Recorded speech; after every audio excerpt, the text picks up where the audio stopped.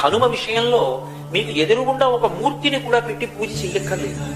భయం వేసింది అనుకోండి, ఎప్పుడైనా ఒక చీపురు పుల్ల తీసి మీకు ఎదురుగుండా రాయి కనపడితే రాయో ఏదో ఒకటి తీసి ఇసుకలోనో నేల మీదో అది పడిందా లేదా ముద్ర కూడా సంబంధం లేదు, హనుమ అది రాసి నమస్కారం చేసి నిలబడితే చాలు, ఉపద్రవం నుంచి గట్టెక్కుతారు అని చెప్తుంది శాస్త్రం. అందుకే హనుమ అత్యద్భుతమైనటువంటి రీతిలో కనపడేటటువంటి సుందరకాండకి ఇప్పటికీ పెద్దలు ఒక మాట చెప్తారు.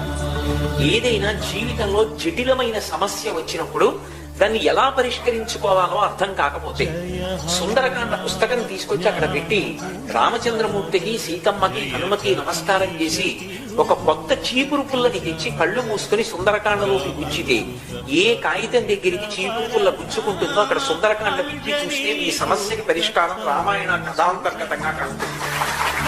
ఇది నేను స్వతంత్రించి మాట్లాడుతూ